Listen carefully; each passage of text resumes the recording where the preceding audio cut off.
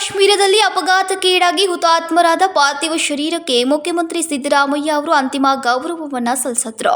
ಬೆಳಗಾವಿಯ ಸೇನಾ ಯುದ್ಧ ಸ್ಮಾರಕದಲ್ಲಿ ಸುಬೇದಾರ್ ದಯಾನಂದ್ ತಿರುಕಣ್ಣವರ್, ಮಹೇಶ್ ಮಾರಿಗುಂಡ ಅವರ ಪಾರ್ಥಿವ ಶರೀರಕ್ಕೆ ಪುಷ್ಪ ನಮನ ಸಲ್ಲಿಸಿ ಅಂತಿಮ ಗೌರವವನ್ನು ಸಲ್ಲಿಸಿದರು. ಬಳಿಕ ಮಾಧ್ಯಮದವರ ಜೊತೆ ಮಾತನಾಡಿದ ಮುಖ್ಯಮಂತ್ರಿಗಳು, ಯೋಧರ ಬದುಕು, ಜೀವನ, ವೃತ್ತಿ ಅತ್ಯಂತ ಉನ್ನತವಾದದ್ದು. ನಮ್ಮ ರಾಜ್ಯದ ಯೋಧರು ಅಪಘಾತದಲ್ಲಿ ಹುತಾತ್ಮರಾಗಿರುವುದು ಅತ್ಯಂತ ನೋವಿನ ಸಂಗತಿ. 4 ಯೋಧರ ಆತ್ಮಕ್ಕೆ ಶಾಂತಿ ಕೋರ್ತಾ ಅವರ ಕುಟುಂಬದವರ ನೋವಿನಲ್ಲಿ ನಾನು ಭಾಗಿಯಾಗ್ತೇನೆ ಎಂದರು.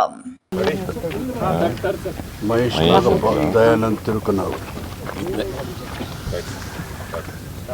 4 ಜನ ನಮ್ಮ ಸೈನ್ಯದ ಯೋಧರು ರಸ್ತೆ ಅಪಘಾತದಲ್ಲಿ ತೀರ್ಕೊಂಡಿದ್ದಾರೆ. 4 ಜನ ದಯಾನಂದ್ ತಿರುಕಣ್ಣನವರ್ ಬೆಳಗಾವಿ, ಧರ್ಮರಾಜ್ ಸುಭಾಷ್ ಕೋತಾ ಚಿಕ್ಕೋಡಿಯವರು, ಮಹೇಶ್ ನಾಗಪ್ಪ ಮಾರಿಗುಂಡ ಮಹಾಲಿಂಗಾಪುರ ಬಾಗಲಕೋಟೆ,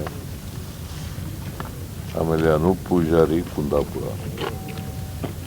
4 ಜನ ಕರ್ನಾಟಕದವರು. ಕರ್ನಾಟಕದ ಯೋಧರು ಅಕಾಲಿಕ ಮರಣಕ್ಕೆ ತುತ್ತಾಗಿದ್ದಾರೆ. ಅದರಲ್ಲೂ ಆಕ್ಸಿಡೆಂಟ್ನಲ್ಲಿ ಸತ್ತಿರ್ತಕ್ಕಂಥ ಜಮ್ಮು ಆ್ಯಂಡ್ ಕಾಶ್ಮೀರದಲ್ಲಿ ಪೂಂಚ್ ಏರಿಯಾದಲ್ಲಿ ಸತ್ತಿದ್ದಾರೆ. ಪೂಂಚ್ ಜಿಲ್ಲೆ. ಇವರ ಆತ್ಮಕ್ಕೆ ಚಿರಶಾಂತಿ ದೊರಕಲಿ ಅಂತೇಳಿ ನಾವು ಪ್ರಾರ್ಥನೆ ಮಾಡ್ತೀವಿ.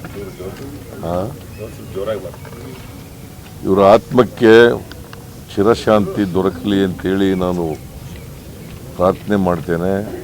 ಇವರ ಕುಟುಂಬ ವರ್ಗದವರಿಗೆ ಇವರ ದುಃಖವನ್ನು ಭರಿಸ್ತಕ್ಕಂಥ ಶಕ್ತಿ ಕೊಡಲಿ ಅಂತೇಳಿ ದೇವರಲ್ಲಿ ಪ್ರಾರ್ಥನೆ ಮಾಡ್ತೇನೆ. ಮತ್ತು ಸರ್ಕಾರದಿಂದ ಏನೆಲ್ಲ ಇವರಿಗೆ ಪರಿಹಾರ ಕೊಡಬೇಕು ಆ ಪರಿಹಾರನ ಅವರ ಕುಟುಂಬ ವರ್ಗದವರಿಗೆ ಕೊಡ್ತಕ್ಕಂಥ ಕೆಲಸವನ್ನು ಮಾಡ್ತೇವೆ.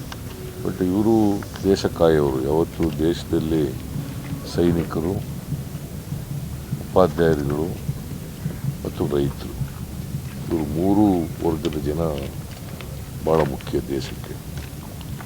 ಸೊ ಇವರು ದೇಶವನ್ನು ಕಾಯ್ತಕ್ಕಂಥ ಜನ, ದೇಶದ ರಕ್ಷಣೆ ಮಾಡ್ತಕ್ಕಂಥ ಜನ. ಇಂಥ ಜನರು ಅಪಘಾತದಲ್ಲಿ ಸತ್ತಿರ್ತಕ್ಕಂಥದ್ದು ಭಾಳ ನೋವನ್ನು ಉಂಟು ಮಾಡಿದೆ. ಮತ್ತು ಇದು ಒಂದು ದೊಡ್ಡ ನಷ್ಟ ಅಂತೇಳಿ ನಾನು ಭಾವಿಸ್ಕೊಂಡಿದ್ದೇನೆ. ಇವರೆಲ್ಲರ ಆತ್ಮಕ್ಕೆ ಶಾಂತಿ ಸಿಗಲಿ ಅಂತೇಳಿ ನಾನು ಪ್ರಾರ್ಥನೆ ಮಾಡ್ತೇನೆ.